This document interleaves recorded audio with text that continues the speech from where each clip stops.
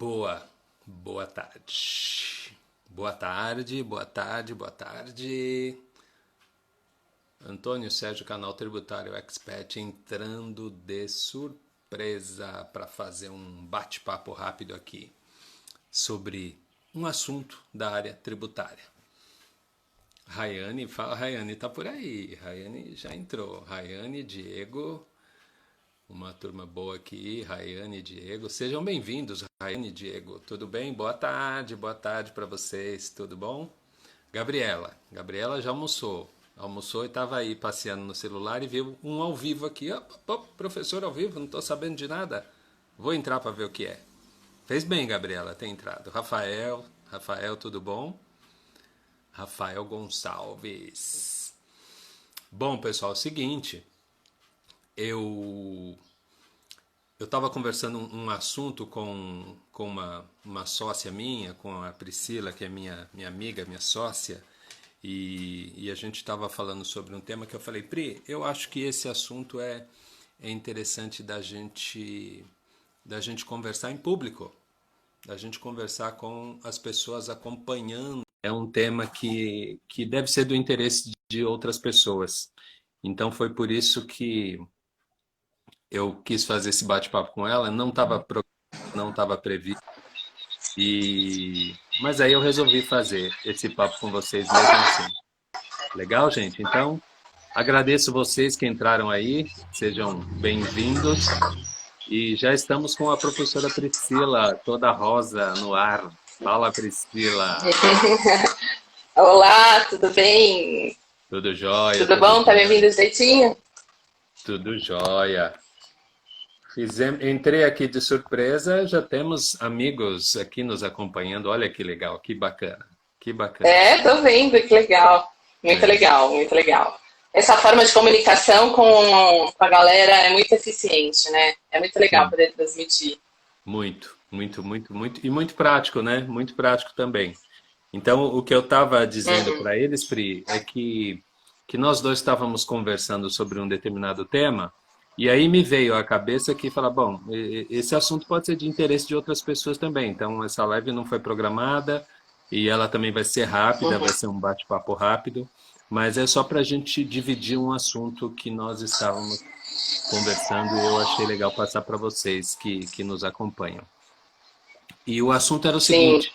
Eu estava conversando com a Priscila, pessoal, sobre estoque. Vocês sabem que eu falo muito de estoque por conta do SPED fiscal, por conta do bloco K, por conta do bloco H, e eu me atenho às questões de informar o estoque lá no bloco K, lá no bloco H. Só que eu sei que no escritório de contabilidade a gente tem outros aspectos, a gente tem principalmente o aspecto contábil. E eu não acompanho em detalhes tudo o que acontece na área contábil. Então eu estava conversando com a Priscila, falando, Priscila, quais são os cuidados, as implicações dessa informação de estoque que vai lá no SPED fiscal? Geralmente o pessoal que está na área fiscal, que é a maior parte dos que me acompanham, eles não têm essa visão de que isso que está indo lá no SPED fiscal, isso que está indo lá no bloco K, no bloco H, isso também está na contabilidade. Isso tem um reflexo na contabilidade. Isso tem. A Gabriela falou que tem alguém batendo panela. É na casa da Priscila, viu, Hora do Gabriela? almoço. É, é, É, o departamento de gastronômico aqui funciona cedo. Deu a hora, ele já começa a bater panela. é o maître da Priscila que está É o batendo maître. panela lá. Então É. eu. E aí eu estava conversando, pessoal, sobre os efeitos na contabilidade, sobre os cuidados na contabilidade em relação ao estoque. E aí eu quis chamar a professora Priscila, que dá aula na área contábil, né, Priscila? Ela é professora de Sim. contabilidade em algumas universidades, e por isso que a gente está aqui. Então, a primeira coisa que eu queria conversar com a Pri é quais os principais cuidados, Pri, que quem está lá no contábil precisa ter e que quem está no fiscal também precisa não esquecer, né? Que ele está colocando uma informação ali que tem a ver com o que os colegas da contabilidade vão estar colocando também. Então, falando de estoque, Hum. qual que é os perigos aí na contabilidade? Na verdade, quando a gente pensa no estoque, né, olhando do ponto de vista da contabilidade, o estoque na contabilidade, ele vem alimentado pelo departamento fiscal. Na maioria das empresas, dos escritórios de contabilidade, o estoque vem alimentado pelo departamento fiscal. Por quê? A aquisição da mercadoria, a compra da mercadoria, ela é registrada através das entradas das notas fiscais do XML, que são integrados normalmente pelo departamento fiscal. O que acontece normalmente, né, até fazendo um paralelo com a live de ontem da Joselita, que eu achei muito bacana, que ela falou sobre esses aspectos também, né, esses pilares, né, que são tão importantes no SPED. Quando a gente pensa nisso, né, que o estoque ele vem alimentado pelo departamento fiscal, isso vem através de um sistema, né? E um bom sistema é muito importante. Só que não adianta nada ser um bom sistema se o sistema não for parametrizado corretamente. E as contas contábeis que são linkadas nessa movimentação lá na entrada da nota e depois, claro, na saída da nota também, né, no momento da venda da mercadoria, se as contas contábeis não forem linkadas, não forem cadastradas na parametrização da forma correta, a contabilização do estoque vai ficar errada. E, além de professora, eu também sou consultora, né? E o que eu vejo muito acontecendo dentro das empresas que eu passo, né, para fazer as consultorias, é que no momento da entrada na contabilização dos estoques e depois nas saídas, os estoques, eles acabam não sendo alimentados na contabilidade no lugar correto e com a mensuração correta. Por quê? Alguns sistemas acabam lançando a aquisição da mercadoria direto para custo. Ou direto para custo.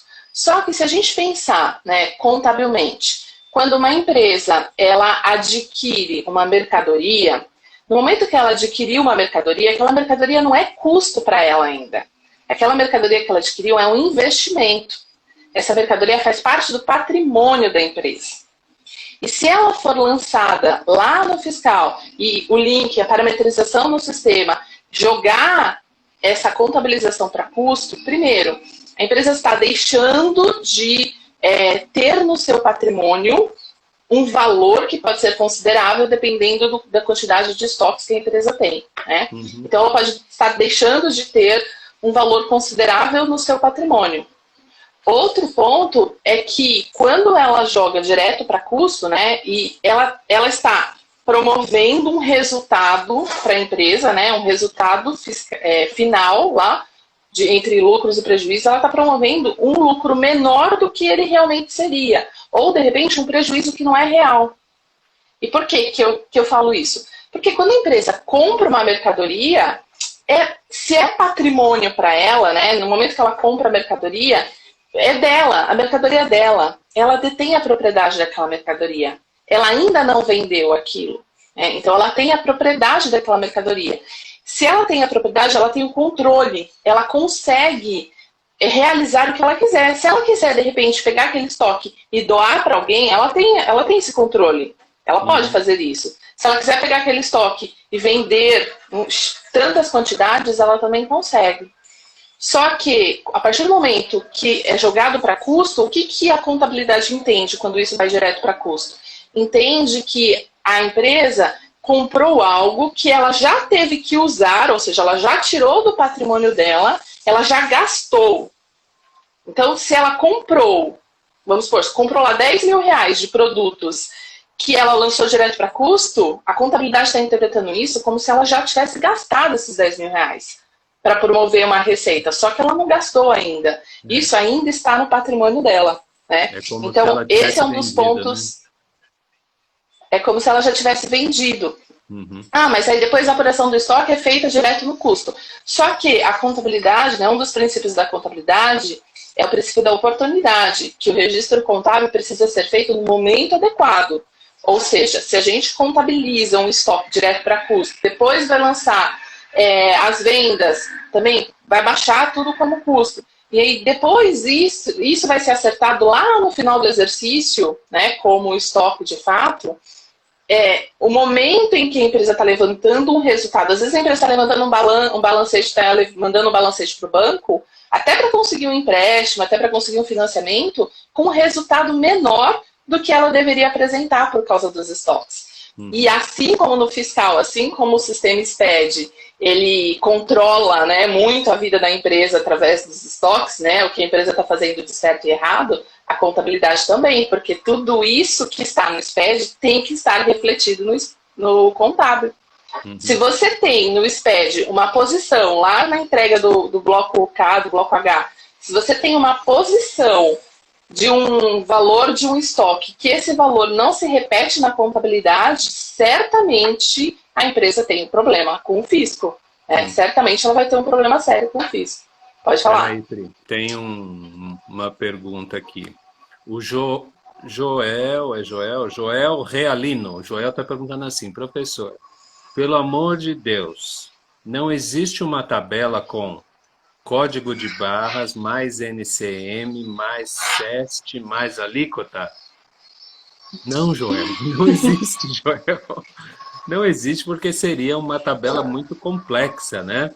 Código CEST tem uma variedade de códigos CEST para o mesmo NCM, alíquotas também são muito variadas e nunca vi essa correlação com uma tabela que tenha tudo isso não, viu, Joel? Por enquanto ainda fica no sonho. Quem sabe, de repente, a oportunidade de você criar um produto aí.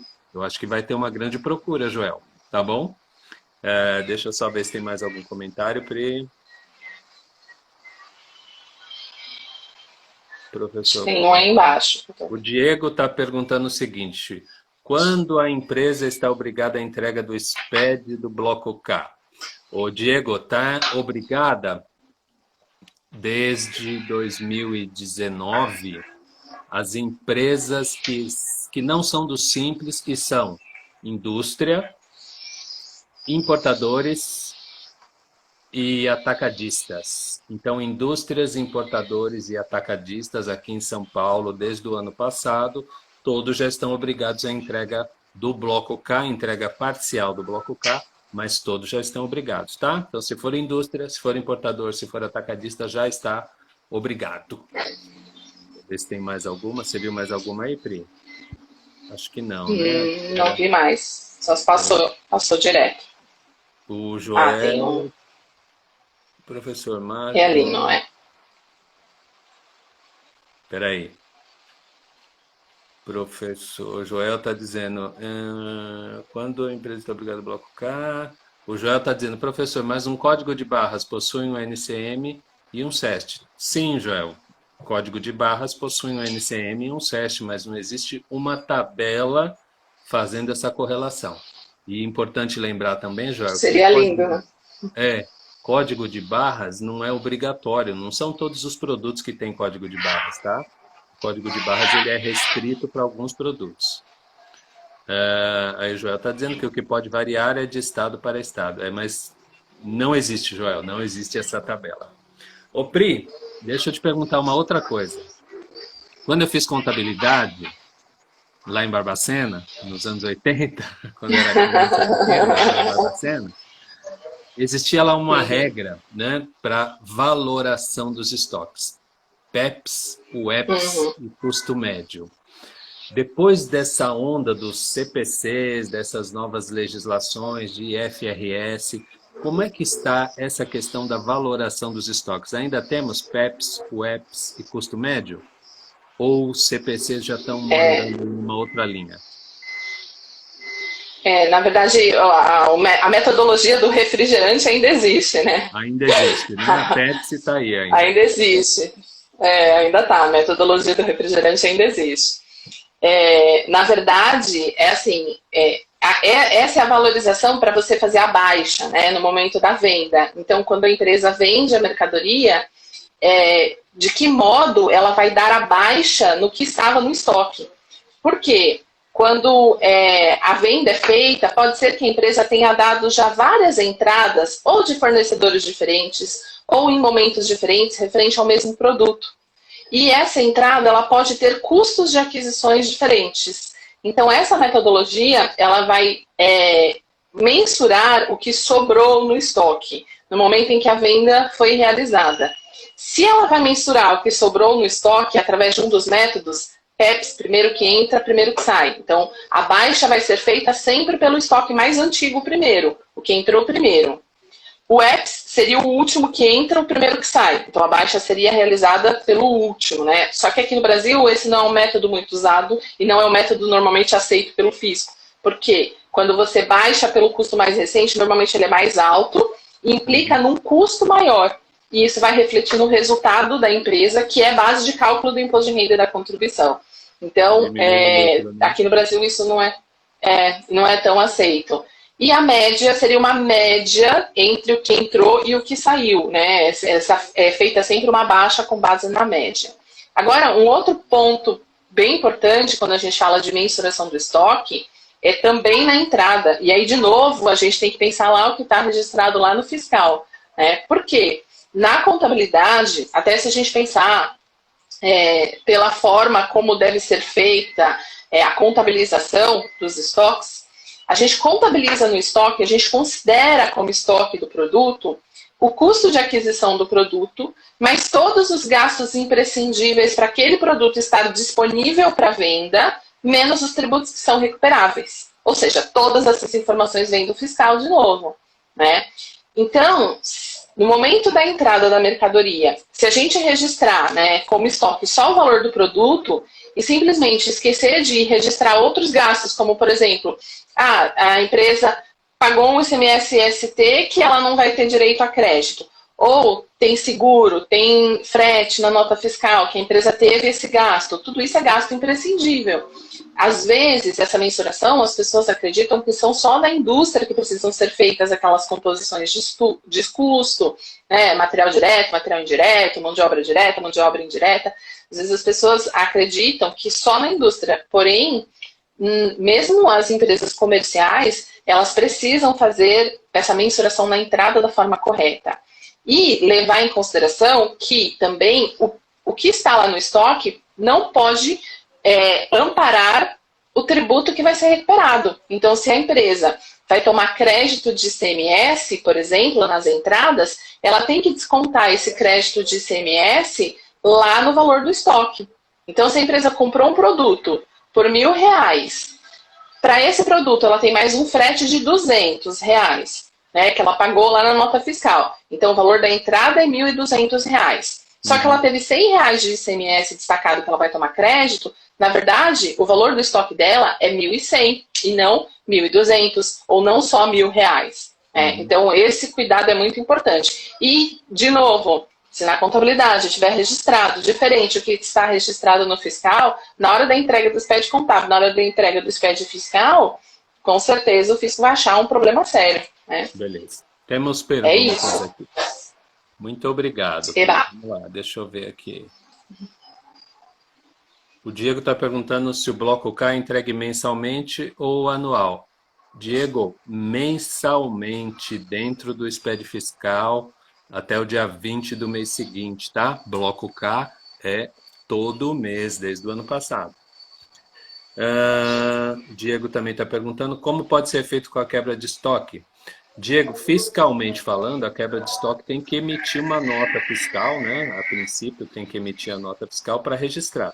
Mas aí tem vários aspectos, várias nuances que num outro momento a gente pode até discutir aqui. O importante é, essa quebra de estoque, ela precisa ser controlada, precisa ser identificada e precisa ser informada. E vai ter reflexo lá na contabilidade também, né? Contabilizada, com certeza. E contabilizada, dependendo da quebra do estoque, isso vai ter que ser baixado para perda, né? Vai ter que ser baixado como um custo para a empresa também, tá? Porque isso também vai impactar no resultado da empresa, lá na contabilidade. Legal. E em São Paulo então, tem que emitir nota. Sim. Pronto, já respondi. E a importância de estar sempre parametrizado o sistema fiscal com as contas contábeis da forma correta, né? Legal. Para poder puxar certo para a contabilidade. E não dá problema para a empresa depois, né? Tá. Ô Pri, lá no regulamento do imposto de renda, ele trata, tem um artigo que eu não lembro qual, mas é um artigo que fala da obrigatoriedade do livro de inventário. As empresas por onde você tem passado, por onde você tem feito aí as suas consultorias, você percebe, já percebeu alguma empresa que tenha o livro de inventário exigido pelo imposto de renda separado do livro de inventário exigido na área fiscal? Hoje você já não enxerga mais isso. Na verdade, esse livro de inventário, o controle do estoque, né, ele vem, todo esse registro vem através do SPED, né, vem através do fiscal.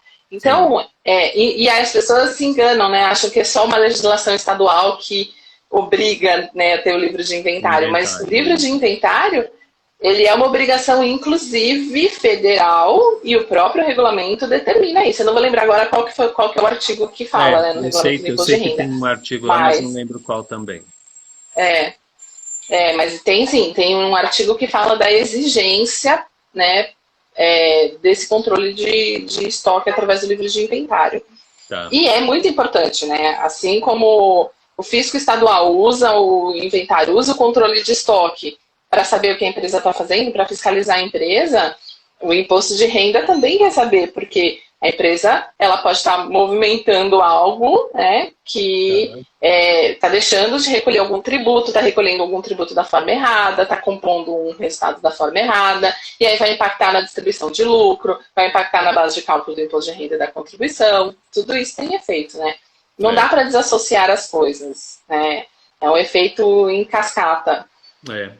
E eu tipo, tô te perguntando isso, Pri, porque assim, quando em alguma época da minha carreira, eu trabalhei alguns anos como auditor. E nessa época, que foi antes do IFRS, eu fazia auditoria contábil também. Na época que existia da IPJ, eu fazia auditoria É, contábil. E nessa época, muitas empresas elas tinham livros diferentes. Livro de inventário da área federal, livro de inventário da área estadual. Hoje, se você conversar com a maioria dos profissionais, tanto da área fiscal como da área contábil, muitos deles, eles não têm essa visão. Quando fala em inventário, o pessoal pensa num livro só. E quando fala em inventário, o pessoal pensa no bloco H apenas. hum, Só que o bloco H está dentro do SPED fiscal e, a princípio, ele foi criado para atender a legislação estadual. Só que depois foi feita uma modificação no bloco H, onde inseriram uma linha no layout de um dos registros, e essa linha pede o quê? O valor do produto para valor do estoque para fins de imposto de renda. Então, quando uma empresa ela está entregando o bloco H, ela está ao mesmo tempo atendendo o artigo que exige o livro de inventário no regulamento do ICMS, mas também hum, o artigo que exige o livro de inventário no regulamento do imposto de renda. E hum, os critérios de definição de valores são diferentes. E quando a gente pega um SPED para ler, a gente percebe, né? Eu percebo nos meus trabalhos de consultoria de SPED fiscal, que o pessoal preenche só um campo de valor hum. e não preenche atendendo os dois critérios. Então, estou fazendo esse comentário aqui para quê? Para alertar essa galera que está nos acompanhando e quem porventura assista a este nosso bate-papo depois, que o inventário tem uma legislação do ICMS e o inventário tem uma legislação do imposto de renda. E a forma de apresentação dos valores são diferentes. Os critérios são diferentes. Então, você que nos ouve, você tem que pensar o seguinte: o meu SPED fiscal, quando eu estou mandando o bloco H, ele está atendendo as duas legislações? Aqui, é claro, a gente não vai ter tempo de falar dos detalhes de cada legislação, mas pelo menos a gente está fazendo aqui o papel de te alertar que o teu inventário ele tem que atender às duas legislações. E talvez isso não esteja acontecendo. Até porque, né, como eu falei, quando a gente fala da metodologia, né, de mensuração do que está no estoque, que é o método que eu brinquei, que é o método do refrigerante. Aqui no Brasil, por exemplo, o fisco não aceita o método EPS, mas não impede da empresa fazer o reconhecimento do estoque pelo método EPS. Uhum. Ou seja, ela vai manter no estoque um valor mais antigo, mas o fisco não aceita. Então, ela vai ter que fazer um ajuste contábil para efeito do reconhecimento do estoque. E isso vai impactar no saldo do estoque também. Né? Então, é importante observar sim. Uhum. Muito importante. Esse é um exemplo. É um exemplo, legal. Deixa eu ver se tem mais coisa aqui. Pode ser feita a quebra de estoque. O Diego está falando, professor, preciso fazer seu curso de SPED urgente, pois está complicado com esses novos blocos. Diego, você está no lugar certo. Diego, se você for no meu Instagram, tem um link lá, onde essa semana eu estou com um workshop